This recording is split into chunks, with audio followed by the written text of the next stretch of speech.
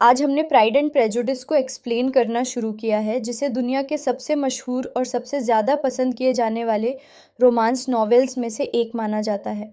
हमने चैप्टर 1 से चैप्टर 10 तक की कहानी एक्सप्लेन किया है। चैप्टर 1, यह बात लगभग हर कोई मानता है कि अगर कोई अमीर और अविवाहित आदमी है तो उसे शादी के लिए एक पत्नी की ज़रूरत होगी। चाहे उस आदमी के बारे में लोगों को ज़्यादा जानकारी न हो, फिर भी आसपास के परिवार यह सोच लेते हैं कि वह उनकी बेटियों में से किसी एक के लिए अच्छा रिश्ता हो सकता है।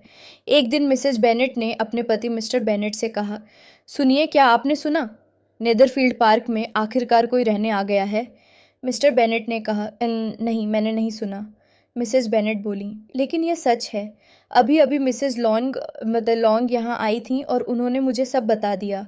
मिस्टर बेनेट चुप रहे। मिसेस बेनेट ने फिर कहा, क्या आपको नहीं जानना कि वहाँ कौन रहने आया है? मिस्टर बेनेट मुस्कुराकर बोले, तुम बताना चाहती हो इसलिए मैं सुन लेता हूँ। मिसेस बेनेट ने कहा, मिसेस लॉन के अनुसार नेदरफील्ड पार्क एक युवा और बहुत अमीर आदमी ने लिया है। उसका नाम बिंगले है। वह इंग्लैंड के उत्तर भाग से आया है। सोमवार को वह जगह देखने आया था और उसे वह इतनी पसंद आई कि उसने तुरंत रहने का फैसला कर लिया। कुछ ही दिनों में वह वहाँ रहने लगेगा। मिस्टर बेनेट ने पूछा, उसका नाम क्या है? बिंगले। क्या उसकी शादी हो चुकी है? अरे नहीं, वह बिल्कुल अविवाहित है और बहुत अमीर भी है। उसकी साल की आमदनी 4 या 5 हज़ार पाउंड है। फिर मिसेस बेनेट खुशी से बोली, हमारी बेटियों के लिए यह कितनी अच्छी बात है। मिस्टर बेनेट ने पूछा, कैसे? इससे हमारी बेटियों का क्या संबंध है? मिसेस बेनेट बोली, मैं सोच रही हूँ कि वह हमारी बेटियों में से किसी एक से शादी कर सकता है। मिस्टर बेनेट ने मजाक में कहा, क्या वह इसी उद्देश्य से यहाँ आया है? अरे नहीं, लेकिन हो सकता है कि उसे हमारी किसी बेटी से प्यार हो जाए, इसलिए आपको उससे मिलने ज़रूर जाना चाहिए। मिस्टर बेनेट बोले, मुझे इसकी कोई ज़रूरत नहीं लगती, तुम और लड़कियां उससे मिल सकती हो। फिर उन्होंने मजाक करते हुए कहा, हो सकता है वह तुम्हें ही सबसे ज़्यादा पसंद कर ले। मिसेस बेनेट बोली, अब मेरी उम्र निकल चुकी है, मैं कोई खास सुंदर नहीं हूँ। मिस्टर बेनेट हंसकर बोले, फिर भी तुम्हें अपनी सुंदरता याद है। मिसेस बेनेट ने बात बदलते हुए कहा, लेकिन आपको बिंगले से मिलने जाना ही होगा। मिस्टर बेनेट बोले, मैं वादा नहीं कर सकता। मिसेस बेनेट ने कहा, हमारी बेटियों के बारे में सोचिए, अगर उनमें से किसी की शादी उससे हो जाए तो कितना अच्छा होगा। मिस्टर बेनेट ने फिर मजाक किया, ठीक है, मैं उसे एक चिट्ठी भेज दूंगा और लिख दूंगा कि वह मेरी किसी भी बेटी से शादी कर सकता है, लेकिन मैं अपनी छोटी बेटी लिजी की थोड़ी तारीफ भी कर दूंगा। यह सुनकर मिसेस बेनेट नाराज हो गईं। उन्होंने कहा, लिजी बाकी लड़कियों से बेहतर नहीं है। जेन उससे ज़्यादा सुंदर है और लीडिया उससे ज़्यादा खुशमिजाज है। मिस्टर बेनेट बोले, मेरी सभी बेटियां दूसरी लड़कियों जैसी ही हैं, लेकिन लिजी थोड़ी ज़्यादा समझदार है। मिसेस बेनेट ने कहा, आप हमेशा अपनी ही बेटियों की बुराई करते रहते हैं। मिस्टर बेनेट ने हंसते हुए जवाब दिया, मैं तुम्हारी बात समझता हूँ। तुम्हारी नसों की परेशानी तो मेरी बहुत पुरानी दोस्त है। पिछले 20 साल से मैं उसके बारे में सुन रहा हूँ। मिसेस बेनेट बोली, आप नहीं जानते कि मैं कितना परेशान रहती हूँ। मिस्टर बेनेट बोले, मुझे उम्मीद है कि तुम ठीक रहोगी और आगे भी बहुत से अमीर युवकों को इस इलाके में आते देखोगी। मिसेस बेनेट ने कहा, उससे क्या फ़ायदा जब आप उनसे मिलने ही नहीं जाओगे? मिस्टर बेनेट हंसकर बोले, अगर 20 अमीर युवक यहाँ आ गए तो मैं उन सब से मिलने जाऊँगा। अध्याय के अंत में लेखक दोनों का स्वभाव बताती है। मिस्टर बेनेट समझदार, मजाकिया और थोड़े अलग स्वभाव के व्यक्ति थे। शादी के 23 साल बाद भी उनकी पत्नी उन्हें पूरी तरह नहीं समझ पाई थी। मिसेस बेनेट बहुत अधिक पढ़ी लिखी नहीं थीं। उनका स्वभाव जल्दी बदल जाता था। जब वह परेशान होती थीं तो कहती थीं कि उनकी नसें कमज़ोर हैं। उनकी ज़िंदगी का सबसे बड़ा लक्ष्य अपनी 5 बेटियों की शादी कराना था। खाली समय में उन्हें लोगों से मिलना और नई नई बातें जानना पसंद था। इस अध्याय की शुरुआत में पता चलता है कि मिस्टर बेनेट पहले ही मिस्टर बिंगली से मिलने जा चुके हैं। उन्होंने अपनी पत्नी मिसेस बेनेट को पहले नहीं बताया था। मिसेस बेनेट को पूरा विश्वास था कि उनके पति मिलने नहीं जाएंगे, इसलिए उन्हें इसकी कोई जानकारी नहीं थी। शाम को मिस्टर बेनेट अपनी दूसरी बेटी एलिजाबेथ लिजी से मजाक करते हुए कहते हैं, मुझे उम्मीद है कि मिस्टर बिंगली को तुम्हारी टोपी पसंद आएगी। ये सुनकर मिसेस बेनेट नाराज होकर कहती हैं कि उन्हें कैसे पता होगा कि मिस्टर बिंगली को क्या पसंद है, क्योंकि वे लोग उनसे मिलने ही नहीं गए हैं। एलिजाबेथ कहती है कि वे लोग अगले नृत्य समारोह ऑयड बॉल में मिस्टर बिंगली से मिल सकते हैं और मिसेस लॉन्ग उनका परिचय करवा देंगी। लेकिन मिसेस बेनेट को मिसेस लॉन्ग पर भरोसा नहीं है। उनका कहना है कि मिसेस लॉन्ग पहले अपनी भतीजियों का परिचय कराएगी और दूसरों की मदद नहीं करेगी। मिस्टर बेनेट अपनी पत्नी की बातों पर मजाक करते रहते हैं। तभी उनकी बेटी किटी खांसती है। मिसेस बेनेट गुस्से में उससे डांटती हैं और कहती हैं कि उसकी खांसी उनके सिर का दर्द बढ़ा देती है। मिस्टर बेनेट फिर मजाक में कहते हैं कि किटी सही समय पर खांसना नहीं जानती। इसके बाद अगले बॉल की बात होती है। मिसेस बेनेट कहती हैं कि मिसेस लॉन्ग समय पर नहीं आएंगी, इसलिए वह मिस्टर बिंगली से परिचय नहीं करा पाएंगी। तब मिस्टर बेनेट मजाक करते हुए कहते हैं कि अगर मिसेस लॉन्ग परिचय नहीं करा सकती तो वे खुद मिस्टर बिंगली का परिचय करा देंगे। मिसेस बेनेट हैरान होकर कहती हैं कि यह कैसे हो सकता है, क्योंकि वे खुद मिस्टर बिंगली को नहीं जानती।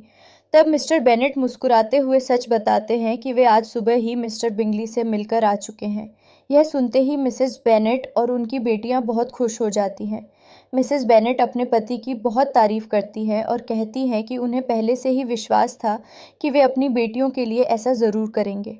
मिस्टर बेनेट फिर मजाक में किटी से कहते हैं, अब तुम जितनी चाहो खांस सकती हो। इसके बाद वे कमरे से बाहर चले जाते हैं।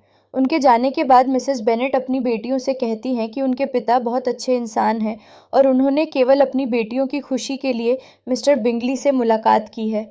सबसे छोटी बेटी लिडिया खुशी से कहती है कि अगले बॉल में शायद मिस्टर बिंगली उसके साथ नाचेंगे। फिर वह मजाक में कहती है, मैं सबसे छोटी हूँ लेकिन सबसे लंबी भी हूँ।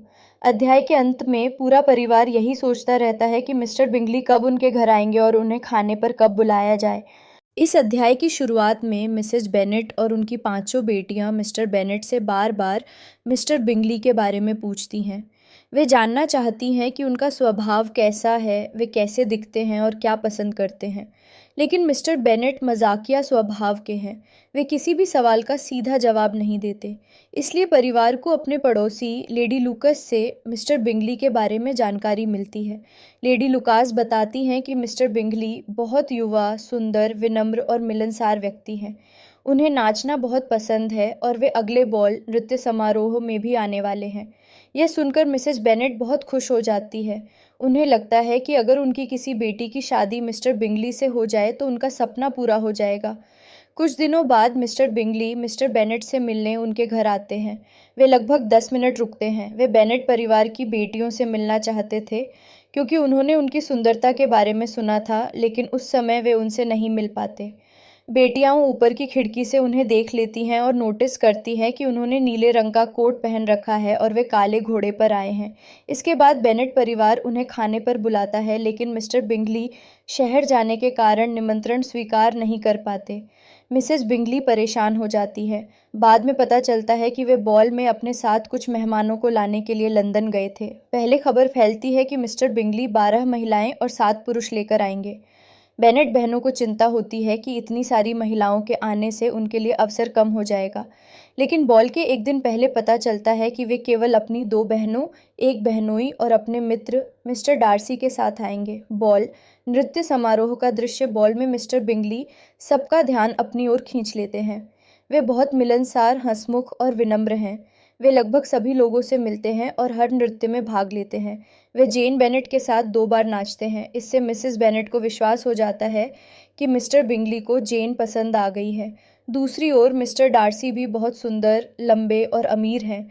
उनकी सालाना आय 10,000 पाउंड बताई जाती है। शुरुआत में सभी लोग उनकी प्रशंसा करते हैं, लेकिन जल्द ही उनका व्यवहार लोगों को पसंद नहीं आता।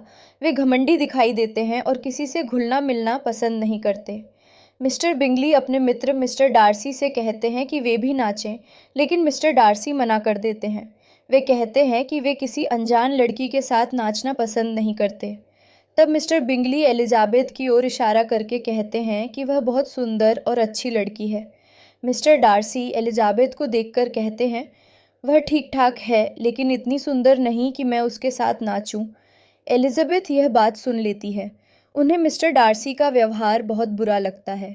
हालांकि वे इस बात को गंभीरता से नहीं लेती और बाद में अपने दोस्तों को हंसते हुए यह घटना सुनाती हैं। बॉल के बाद समारोह खत्म होने पर पूरा बेनेट परिवार घर लौटता है।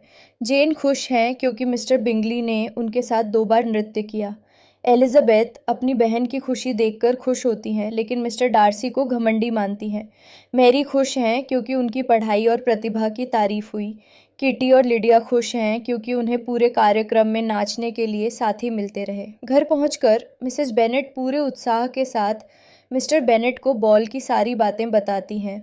वे बार बार कहती हैं कि मिस्टर बिंगली बहुत अच्छे और सुंदर हैं तथा जेन को बहुत पसंद करते हैं। लेकिन जब मिस्टर डार्सी की बात आती है तो मिसेस बेनेट गुस्से में कहती हैं कि वह बहुत घमंडी, अहंकारी और बदतमीज़ व्यक्ति हैं, उन्हें बिल्कुल पसंद नहीं करती। इस अध्याय की शुरुआत में जेन बेनेट और एलिजाबेथ लिजी अकेले बैठकर बॉल नृत्य समारोह की बातें करती हैं। जेन मिस्टर बिंगली की बहुत तारीफ करती है। वह कहती है कि मिस्टर बिंगली एक आदर्श युवा व्यक्ति हैं। वे समझदार, खुशमिजाज, विनम्र और अच्छे संस्कार वाले हैं। जेन को सबसे ज़्यादा खुशी इस बात की होती है कि मिस्टर बिंगली ने उनके साथ 2 बार नृत्य किया। उन्हें इसकी उम्मीद नहीं थी। एलिजाबेथ मुस्कुराकर कहती हैं कि इसमें हैरानी की कोई बात नहीं है। उनके अनुसार जेन पूरे समारोह की सबसे सुंदर लड़की थीं, इसलिए मिस्टर बिंगली का दोबारा नृत्य के लिए बुलाना बिल्कुल स्वाभाविक था। इसके बाद एलिजाबेथ अपनी बहन जेन के स्वभाव के बारे में कहती हैं कि जेन हर इंसान में केवल अच्छाई ही देखती है। वह किसी की बुराई नहीं करती और सबको अच्छा मानती है। जेन जवाब देती हैं कि वे बिना कारण किसी के बारे में गलत राय नहीं बनाना चाहती और वही कहती हैं जो उन्हें सही लगता है।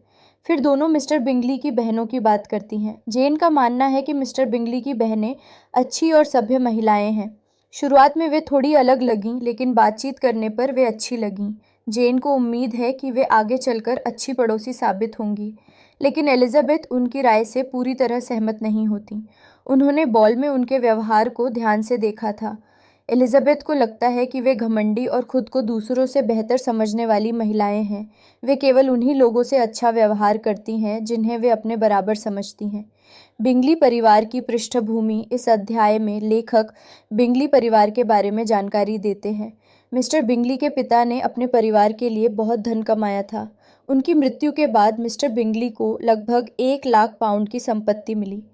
मिस्टर बिंगली अपना खुद का बड़ा घर खरीदना चाहते थे, लेकिन फिलहाल उन्होंने नेदरफील्ड हाउस किराए पर ले लिया। उनकी बहनें चाहती थीं कि वे जल्द से जल्द अपनी खुद की बड़ी ज़मीन और घर खरीदें ताकि उनका परिवार और प्रतिष्ठित दिखाई दे। मिस्टर बिंगली और मिस्टर डार्सी की दोस्ती। हालांकि मिस्टर बिंगली और मिस्टर डार्सी का स्वभाव बिल्कुल अलग है, फिर भी दोनों बहुत अच्छे मित्र हैं। मिस्टर बिनले मिलनसार, दयालु, सरल, सभी से जल्दी घुलने मिलने वाले। मिस्टर डार्सी बहुत बुद्धिमान, गंभीर, कम बोलने वाले, घमंडी और अपनी भावनाएं कम दिखाने वाले। मिस्टर बिंगली मिस्टर डार्सी की समझदारी का बहुत सम्मान करते हैं और उनके फैसलों पर भरोसा करते हैं। दूसरी ओर मिस्टर डार्सी भी मिस्टर बिंगली की सादगी और ईमानदारी की कद्र करते हैं। बॉल के बारे में दोनों की राय। जब दोनों दोस्त बॉल की चर्चा करते हैं तो उनके स्वभाव का अंतर साफ दिखाई देता है। मिस्टर बिंगली कहते हैं कि वहाँ के लोग बहुत अच्छे थे, लड़कियाँ सुंदर थीं और उन्हें सभी बहुत पसंद आए। वे खासकर जेन बेनेट की सुंदरता से बहुत प्रभावित होते हैं। उन्हें लगता है कि जेन एक परी जैसी सुंदर है। लेकिन मिस्टर डार्सी की राय बिल्कुल अलग होती है। उन्हें वहाँ के लोग खास पसंद नहीं आते। उन्हें लगता है कि वहाँ न तो कोई खास फैशन था और न ही कोई बहुत आकर्षक व्यक्ति। वे केवल जेन को सुंदर मानते हैं, लेकिन कहते हैं कि वह बहुत ज़्यादा मुस्कुराती हैं। बिंगली की बहनों की राय। मिस्टर बिंगली की दोनों बहनें भी जेन की तारीफ करती हैं। वे कहती हैं कि जेन बहुत प्यारी, शालीन और अच्छी लड़की है। इससे मिस्टर बिंगली को और भी विश्वास हो जाता है कि जेन सचमुच एक विशेष लड़की है। मुख्य पात्रों का स्वभाव। जेन बेनेट दयालु, सरल, सब में अच्छाई देखने वाली, शांत स्वभाव की। एलिजाबेथ बेनेट समझदार, तेज नज़र रखने वाली, लोगों को सही ढंग से परखने वाली, आत्मसम्मानी। मिस्टर बिंगली मिलनसार, खुशमिजाज, विनम्र, सबका प्रिय। मिस्टर डार्सी बुद्धिमान, गंभीर, घमंडी, कम बोलने वाले। मिस बिंगली और मिसेज हर्स्ट शिक्षित और फैशनेबल, सुंदर, लेकिन घमंडी और दूसरों को कम समझने वाली। इस अध्याय में बेनेट परिवार और उनके पड़ोसी लुकस परिवार के बारे में बताया गया है। सर विलियम लुकस पहले मेरिटन में व्यापार करते थे। उन्होंने मेहनत करके अच्छा धन कमाया और बाद में राजा से सर की उपाधि प्राप्त की। इसके बाद उन्होंने व्यापार छोड़ दिया और अपने परिवार के साथ लुकास लॉज नाम के बड़े घर में रहने लगे। वे बहुत विनम्र, मिलनसार और सभी लोगों का सम्मान करने वाले व्यक्ति थे।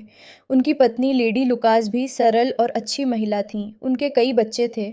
उनकी सबसे बड़ी बेटी चार्लोट लुकास लगभग 27 वर्ष की थीं और एलिजाबेथ बेनेट लिजी की सबसे अच्छी मित्र थीं। बॉल के अगले दिन चार्लोट लुकास अपने परिवार के साथ लॉन्गबर्न आती है। सभी लोग बॉल की बातें करने लगते हैं। मिसेस बेनेट चार्लोट से कहती हैं कि मिस्टर बिंगली ने सबसे पहले उन्हें नृत्य के लिए चुना था। शार्लेट हंसकर कहती है कि हाँ, लेकिन बाद में उन्हें जेन बेनेट ज़्यादा पसंद आने लगी। फिर शार्लेट बताती हैं कि उन्होंने मिस्टर बिंगली को मिस्टर रॉबिन्सन से बात करते हुए सुना था। जब उनसे पूछा गया कि बॉल में सबसे सुंदर लड़की कौन है, तो उन्होंने बिना किसी झिझक के कहा, सबसे बड़ी मिस बेनेट, जेन सबसे सुंदर हैं। यह सुनकर मिसेस बेनेट बहुत खुश हो जाती है। उन्हें लगता है कि मिस्टर बिंगली सचमुच जेन को पसंद करते हैं। मिस्टर डार्सी की चर्चा इसके बाद बातचीत मिस्टर डार्सी की ओर मुड़ जाती है। चार्लोट मजाक करते हुए एलिजाबेथ से कहती हैं, बेचारी एलिजा, मिस्टर डार्सी ने तुम्हें केवल ठीक ठाक कहा। मिसेस बेनेट तुरंत कहती हैं कि एलिजाबेथ को इसकी चिंता नहीं करनी चाहिए क्योंकि मिस्टर डार्सी बहुत घमंडी और बदतमीज़ व्यक्ति हैं।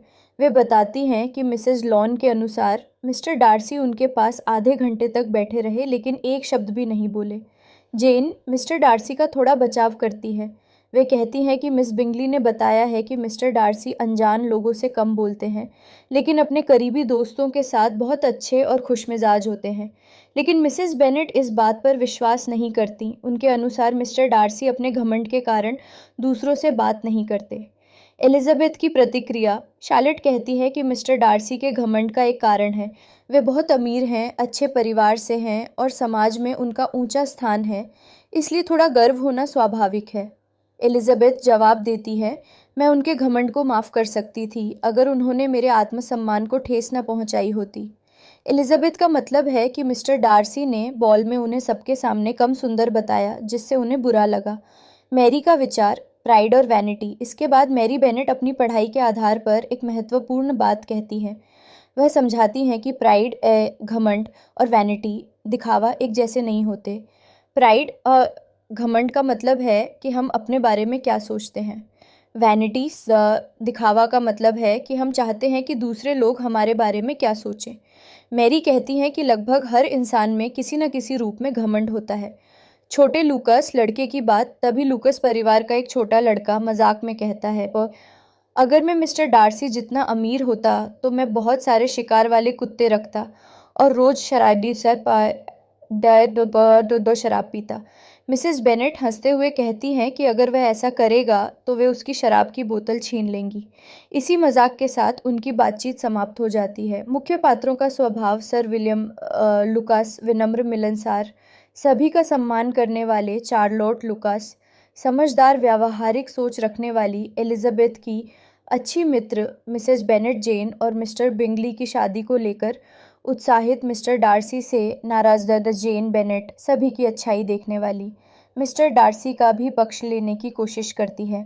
एलिजाबेथ बेनेट आत्मसम्मानी, तेज बुद्धि वाली, मिस्टर डार्सी के व्यवहार से आहत, मैरी बेनेट पढ़ने लिखने की शौकीन, हर बात को गंभीरता से समझाने वाली। लॉन्गबॉर्न की महिलाएं जल्द ही नेदरफील्ड गईं और वहां की महिलाओं से मिलीं।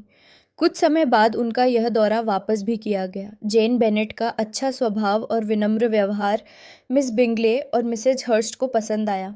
हालांकि उन्हें मिसेस बेनेट और छोटी बहनें खास पसंद नहीं आईं, लेकिन जेन और एलिजाबेथ से वे और नज़दीकी बढ़ाना चाहती थीं। जेन को यह सब बहुत अच्छा लगा, लेकिन एलिजाबेथ को अब भी मिस बिंगले और मिसेज हर्स्ट के व्यवहार में थोड़ा घमंड दिखाई देता था। फिर भी वह समझती थी कि वे जेन के साथ अच्छा व्यवहार इसलिए कर रही हैं क्योंकि उनके भाई बिंगले को जेन पसंद है। एलिजाबेथ साफ देख सकती थी कि बिंगले जेन को पसंद करता है। उसे यह भी महसूस होने लगा था कि जेन भी बिंगले को पसंद करने लगी है, लेकिन जेन अपने दिल की बात आसानी से किसी को नहीं दिखाती थी। उसका स्वभाव शांत और संतुलित था, इसलिए कोई भी आसानी से उसकी भावनाओं को समझ नहीं सकता था। एलिजाबेथ ने यह बात अपनी दोस्त शार्लेट लुकास को बताई।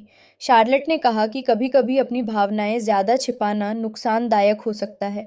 अगर कोई लड़की अपने प्यार को पूरी तरह छिपा ले तो सामने वाला व्यक्ति समझ ही नहीं पाएगा। उसने कहा कि ज़्यादातर लोगों को प्यार में थोड़ा प्रोत्साहन चाहिए होता है। शार्लेट का मानना था कि जेन को बिंगले को थोड़ा और दिखाना चाहिए कि वह उसे पसंद करती है, लेकिन एलिजाबेथ इससे सहमत नहीं थी। उसका कहना था कि जेन कोई योजना बनाकर ऐसा नहीं कर रही, बल्कि उसके मन में जो भावनाएं हैं वही स्वाभाविक रूप से सामने आ रही हैं। फिर दोनों शादी के बारे में बात करने लगीं। शार्लेट ने कहा कि शादी की खुशी काफ़ी हद तक किस्मत पर निर्भर करती है। चाहे दो लोग एक दूसरे को कितना भी जान लें, बाद में उनके बीच मतभेद हो सकते हैं। इसलिए वह मानती थी कि शादी से पहले किसी को बहुत ज़्यादा जानना ज़रूरी नहीं है। एलिजाबेथ को यह सोच मज़ेदार लगी, लेकिन वह इससे सहमत नहीं थी। इसी दौरान एलिजाबेथ अपनी बहन और बिंगले पर ध्यान दे रही थी, इसलिए उसे पता ही नहीं चला कि डार्सी अब उसमें दिलचस्पी लेने लगा है। शुरुआत में डार्सी को एलिजाबेथ खास सुंदर नहीं लगी थी, लेकिन धीरे धीरे उसने उसकी आंखों की सुंदरता, उसकी समझदारी और उसके मज़ेदार स्वभाव पर ध्यान देना शुरू किया। अब वह उसे पहले से कहीं ज़्यादा आकर्षक लगने लगी थी। डार्सी अक्सर उसकी बातें सुनने की कोशिश करता था। एक दिन एलिजाबेथ ने शार्लेट से पूछा कि डार्सी उसकी बातचीत इतनी ध्यान से क्यों सुनता है। दोनों ने इस बात पर मजाक किया। कुछ समय बाद एक पार्टी में एलिजाबेथ से गाने के लिए कहा गया। उसने पहले मना किया, लेकिन फिर गाना गाया। उसकी आवाज़ बहुत बेहतरीन नहीं थी, फिर भी लोगों को उसका गाना पसंद आया क्योंकि वह स्वाभाविक और आत्मविश्वासी थी। उसके बाद उसकी बहन मैरी ने गाना बजाना शुरू किया। मैरी बहुत मेहनत करती थी, लेकिन उसमें उतनी प्राकृतिक कला नहीं थी। फिर भी वह लोगों का ध्यान अपनी ओर खींचना चाहती थी। पार्टी में कुछ लोग नाच रहे थे। सर विलियम लुकास ने डार्सी से कहा कि वह एलिजाबेथ के साथ नाचे। डार्सी तैयार था, लेकिन एलिजाबेथ ने साफ मना कर दिया। उसने कहा कि उसका नाचने का कोई इरादा नहीं है। दिलचस्प बात यह थी कि एलिजाबेथ के मना करने से डार्सी नाराज नहीं हुआ, बल्कि उसकी दिलचस्पी और बढ़ गई। बाद में मिस बिंगले डार्सी के पास आई और मजाक में पूछने लगी कि वह किसके बारे में सोच रहा है। तब डार्सी ने कहा कि वह एलिजाबेथ बेनेट की सुंदर आंखों के बारे में सोच रहा था। यह सुनकर मिस बिंगले हैरान रह गई।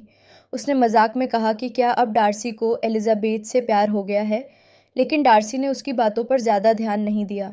इस अध्याय में हमें बेनेट परिवार की आर्थिक स्थिति, लीडिया और कैथरीन की आदतें और जेन की बीमारी के कारण एलिजाबेथ का नेदरफील्ड जाना देखने को मिलता है। मिस्टर बेनेट की सालाना आय लगभग 2000 पाउंड थी। यह एक अच्छी आय मानी जाती थी, लेकिन एक समस्या थी।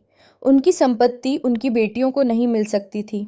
अगर उनका कोई बेटा नहीं हुआ तो सारी जायदाद एक दूर के रिश्तेदार को चली जाती। इसलिए मिसेस बेनेट हमेशा अपनी बेटियों की अच्छी शादी की चिंता करती रहती थीं। मिसेस बेनेट के पिता मेरिटन में वकील थे। उन्होंने अपनी बेटी के लिए कुछ धन छोड़ा था। मिसेस बेनेट की एक बहन मिस्टर फिलिप्स से विवाहित थीं और एक भाई लंदन में व्यापार करते थे। लॉन्गबॉर्न और मेरिटन के बीच केवल 1 मील की दूरी थी, इसलिए बेनेट परिवार की लड़कियां अक्सर मेरिटन जाया करती थीं, खासकर लीडिया और कैथरीन। उन्हें घूमना, नई बातें सुनना और लोगों से मिलना बहुत पसंद था।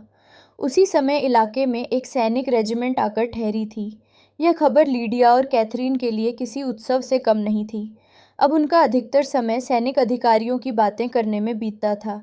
वे हर दिन किसी न किसी अधिकारी का नाम लेतीं और उनके बारे में चर्चा करतीं। उन्हें अधिकारियों में इतनी दिलचस्पी थी कि मिस्टर बिंगले की बड़ी दौलत भी उनके लिए उतनी महत्वपूर्ण नहीं लगती थी। एक दिन उनकी बातें सुनकर मिस्टर बेनेट ने मजाक में कहा, मुझे लगता है कि तुम दोनों इस इलाके की सबसे मूर्ख लड़कियों में से हो। कैथरीन चुप हो गई, लेकिन लीडिया पर इसका कोई असर नहीं हुआ। वह फिर भी कैप्टन कार्टर की तारीफ करती रही। मिसेस बेनेट को यह बात पसंद नहीं आई। उन्होंने कहा कि अपने बच्चों को मूर्ख नहीं कहना चाहिए, लेकिन मिस्टर बेनेट का मानना था कि उनकी 2 सबसे छोटी बेटियां वास्तव में बहुत नासमझ हैं। इसी बीच जेन के नाम नेदरफील्ड से एक चिट्ठी आई। यह मिस कैरोलाइन बिंगले ने भेजी थी। उन्होंने जेन को दोपहर का भोजन साथ करने के लिए बुलाया था। मिसेस बेनेट बहुत खुश हो गईं। उन्हें तुरंत एक योजना सूझी। उन्होंने कहा कि जेन घोड़े पर जाए। आसमान में बादल थे और बारिश होने की संभावना थी।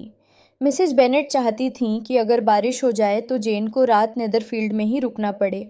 इससे उसे बिंगले परिवार के साथ अधिक समय बिताने का मौका मिलेगा। एलिजाबेथ ने समझ लिया कि उनकी माँ क्या सोच रही हैं। जेन घोड़े पर बैठकर निकल गई। कुछ ही देर बाद तेज़ बारिश शुरू हो गई। मिसेस बेनेट मन ही मन बहुत खुश थीं क्योंकि उनकी योजना सफल हो गई थी। अगली सुबह एलिजाबेथ के लिए जेन की चिट्ठी आई। जेन ने लिखा कि वह बीमार हो गई है। बारिश में भीगने के कारण उसे जुकाम और बुखार हो गया है। डॉक्टर को भी बुलाया गया है और फिलहाल उसे नेदरफील्ड में ही रुकना होगा। यह पढ़कर एलिजाबेथ चिंतित हो गई। उसने तुरंत अपनी बहन से मिलने का फैसला किया।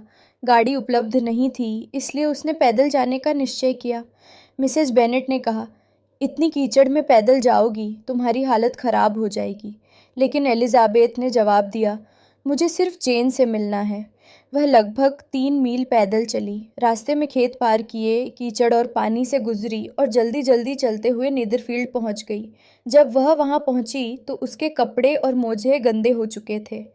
उसे देखकर मिस बिंगले और मिसेज हर्स्ट हैरान रह गईं। उन्हें यह अजीब लगा कि कोई लड़की अकेले इतनी दूर पैदल चलकर आए, लेकिन मिस्टर बिंगले ने उसका बहुत गर्मजोशी से स्वागत किया। डार्सी भी वहां मौजूद था। उसने देखा कि लंबी पैदल यात्रा के कारण एलिजाबेथ के चेहरे पर एक अलग चमक आ गई थी। वह उसकी हिम्मत और अपनी बहन के प्रति उसके प्रेम से प्रभावित हुआ। एलिजाबेथ तुरंत जेन के कमरे में गई। जेन उसे देखकर बहुत खुश हुई। कुछ देर बाद डॉक्टर आया। उसने जेन की जांच की और बताया कि उसे तेज जुकाम और बुखार है। उसने आराम करने और दवा लेने की सलाह दी। जेन की हालत देखकर एलिजाबेथ वापस घर नहीं जाना चाहती थी। मिस बिंगले ने उसे नेदरफील्ड में रुकने का निमंत्रण दिया। एलिजाबेथ ने खुशी से यह निमंत्रण स्वीकार कर लिया और अपने घर संदेश भेज दिया कि वह कुछ दिनों तक अपनी बीमार बहन के साथ नेदरफील्ड में रहेगी। शाम को जब सब लोग खाने के लिए इकट्ठा हुए तब एलिजाबेथ भी नीचे आई। सभी ने जेन की तबीयत के बारे में पूछा। सबसे ज़्यादा चिंता मिस्टर बिंगले को थी, लेकिन एलिजाबेथ के पास कोई अच्छी खबर नहीं थी। जेन की हालत में कोई सुधार नहीं हुआ था। मिस बिंगले और मिसेज हर्स्ट ने कुछ देर तक दुख जताया और कहा कि बीमार होना कितना बुरा होता है, लेकिन थोड़ी ही देर बाद वे जेन को भूलकर दूसरी बातों में लग गईं। यह देखकर एलिजाबेथ को फिर से उनसे चिढ़ होने लगी। दूसरी तरफ मिस्टर बिंगले सचमुच जेन की चिंता कर रहे थे। उनका व्यवहार दयालु और सच्चा था। इससे एलिजाबेथ को उनके प्रति सम्मान महसूस हुआ। खाने के बाद एलिजाबेथ वापस जेन के कमरे में चली गई। उसके जाते ही मिस बिंगले और मिसेज हर्स्ट उसकी बुराई करने लगीं। वे कहने लगीं कि एलिजाबेथ में न ढंग का व्यवहार है, न खास सुंदरता, न फैशन की समझ। उन्होंने उसके सुबह वाले रूप का मजाक उड़ाया जब वह कीचड़ भरे रास्ते से पैदल चलकर आई थी। मिस बिंगले बोली, उसके कपड़े कीचड़ से भरे हुए थे और उसके बाल भी बिखरे हुए थे। लेकिन मिस्टर बिंगले ने कहा, मैंने तो इन बातों पर ध्यान ही नहीं दिया। मुझे तो वह आज सुबह बहुत अच्छी लग रही थी। मिस बिंगले ने फिर डार्सी से पूछा कि क्या उसने एलिजाबेथ की हालत नहीं देखी। डार्सी ने कहा, मैं नहीं चाहूँगा कि मेरी बहन इस तरह आए, लेकिन एलिजाबेथ ने जो किया वह अपनी बहन के प्रति उसके प्रेम को दिखाता है। यह सुनकर मिस बिंगले को अच्छा नहीं लगा। उसने सोचा था कि डार्सी भी एलिजाबेथ का मजाक उड़ाएगा। फिर बात बेनेट परिवार के रिश्तेदारों पर चली। मिस बिंगले और उसकी बहन को यह बात पसंद नहीं थी कि जेन और एलिजाबेथ के कुछ रिश्तेदार साधारण परिवारों से थे। उन्होंने इस बात का मजाक उड़ाया, लेकिन बिंगले ने कहा, अगर उनके 10 और रिश्तेदार भी होते तब भी वे कम अच्छी नहीं हो जाती। हालांकि डार्सी ने माना कि ऐसे रिश्तेदार समाज में उनकी शादी के अवसरों को कम कर सकते हैं। रात में एलिजाबेथ फिर जेन के पास रही। जब जेन सो गई तो वह नीचे ड्राइंग रूम में आई। वहाँ सब लोग ताश खेल रहे थे। उसे भी खेलने के लिए कहा गया, लेकिन उसने मना कर दिया और एक किताब पढ़ने लगी। मिस्टर हर्स्ट को यह अजीब लगा। उन्होंने पूछा, क्या तुम्हें ताश से ज़्यादा किताबें पसंद हैं? एलिजाबेथ ने मुस्कुराकर कहा, मुझे सिर्फ किताबें ही पसंद नहीं हैं, मुझे और भी बहुत सी चीज़ें पसंद हैं।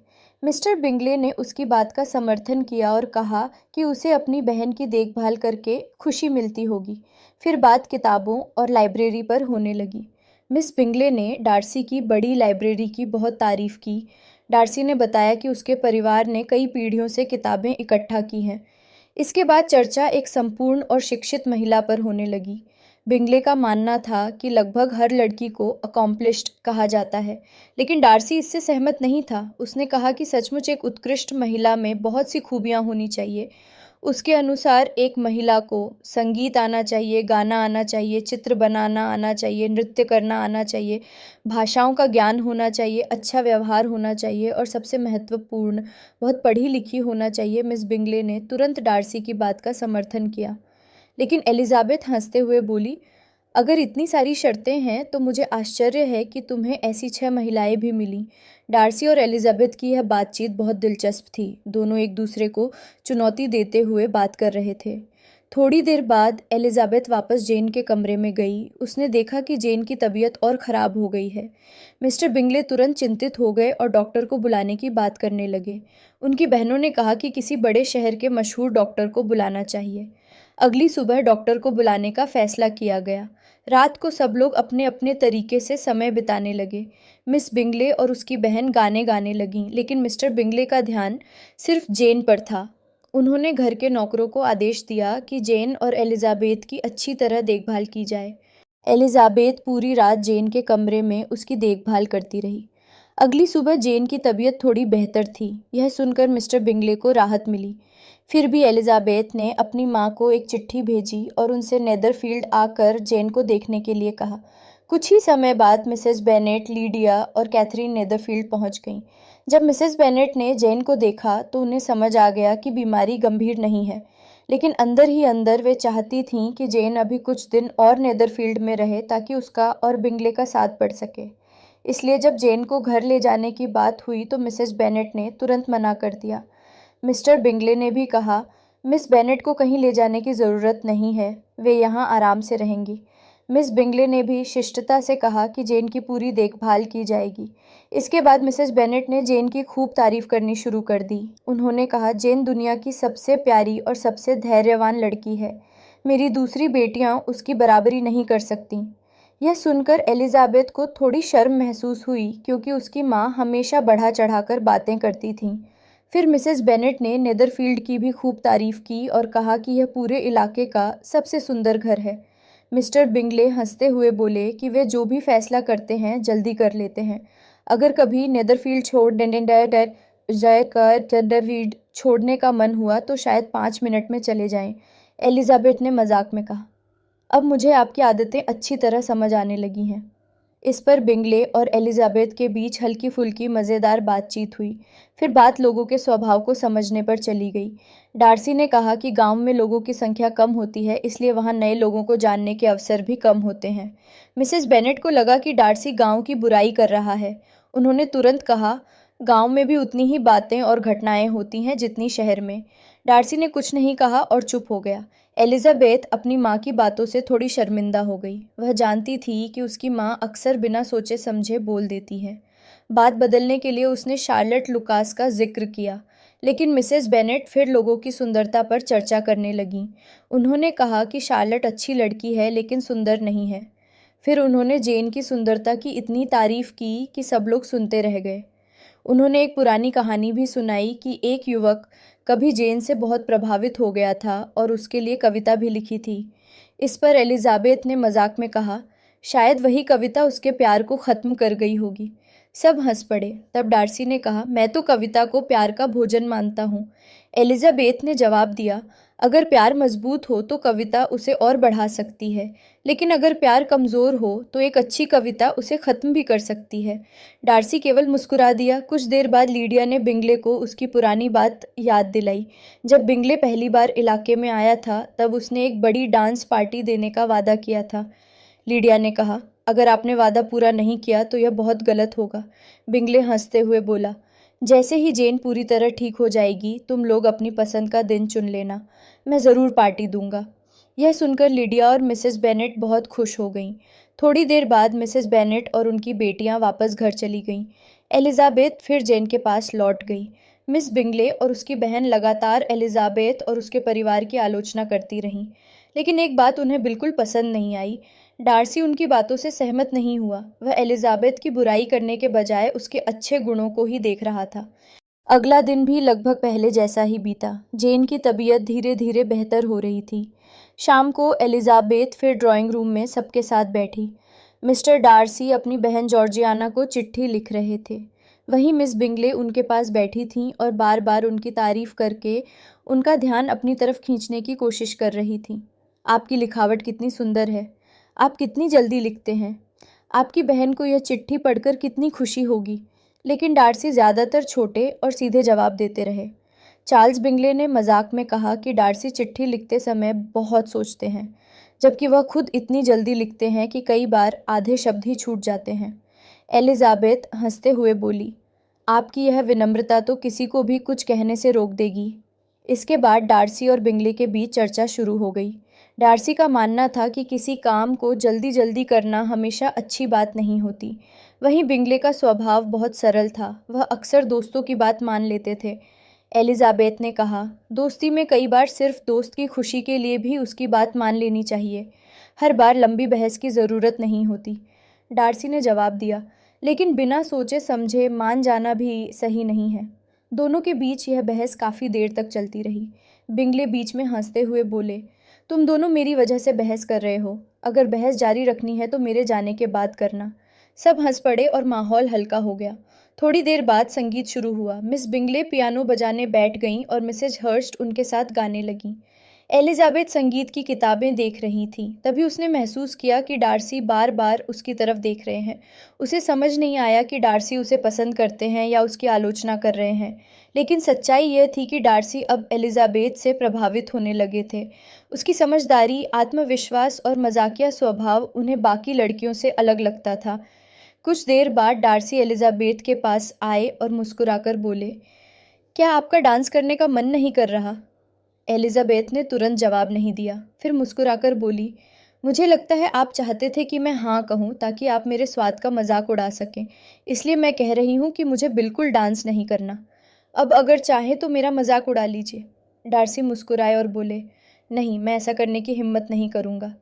यह सुनकर एलिजाबेथ भी हैरान रह गई। उसी समय मिस बिंगले ने महसूस कर लिया कि डार्सी की दिलचस्पी एलिजाबेथ में बढ़ रही है। वह अंदर ही अंदर जलने लगी। अगले दिन जब मिस बिंगले और डार्सी साथ टहल रहे थे तो मिस बिंगले मजाक के बहाने एलिजाबेथ और उसके परिवार की बुराइयां करने लगीं। वह बोली, अगर कभी आपकी शादी एलिजाबेथ से हो गई तो आपको उसकी माँ को थोड़ा कम बोलना सिखाना पड़ेगा और उसकी छोटी बहनों को भी अफसरों के पीछे भागना बंद करवाना होगा। लेकिन डार्सी उसकी बातों से परेशान नहीं हुए। मिस बिंगले फिर बोली, कम से कम एलिजाबेथ की तस्वीर तो मत बनवाइएगा। कोई चित्रकार उसकी आंखों की खूबसूरती को ठीक से नहीं दिखा पाएगा। डार्सी ने धीरे से कहा, उनकी आंखों की चमक को पकड़ना मुश्किल है, लेकिन उनकी खूबसूरती ज़रूर दिखाई जा सकती है। यह सुनकर साफ था कि डार्सी अब एलिजाबेथ की तरफ आकर्षित होने लगे थे। थोड़ी देर बाद एलिजाबेथ और मिसेज हर्स्ट वहां आ गईं। मिस बिंगले ने जल्दी से डार्सी का हाथ पकड़ लिया और एलिजाबेथ को अकेला छोड़ने की कोशिश की। डार्सी को यह व्यवहार पसंद नहीं आया। उन्होंने कहा, यह रास्ता हम 4 लोगों के लिए छोटा है, हमें दूसरी तरफ चलना चाहिए। लेकिन एलिजाबेथ हंसते हुए बोली, नहीं नहीं नहीं, शायद नहीं, आप लोग वहीं रहिए। आप तीनों साथ में बहुत अच्छे लग रहे हैं। अगर मैं आ गई तो यह तस्वीर खराब हो जाएगी। यह कहकर वह हंसते हुए वहां से चली गई। उधर जेन की तबीयत भी अब काफ़ी बेहतर हो चुकी थी और उम्मीद थी कि वह जल्द ही घर लौट सकेगी। तो दोस्तों, आज के लिए बस इतना ही। हमने प्राइड एंड प्रेजुडिस के चैप्टर 1 से चैप्टर 10 तक की कहानी एक्सप्लेन की। अगर आपको ये वीडियो पसंद आई हो तो वीडियो को लाइक करें, चैनल को सब्सक्राइब करें और बेल आइकन दबाना न भूलें। अगले भाग में हम चैप्टर 11 से आगे की कहानी जानेंगे, जहां एलिजाबेथ और डार्सी के रिश्ते में नए मोड़ देखने को मिलेंगे। तब तक के लिए धन्यवाद।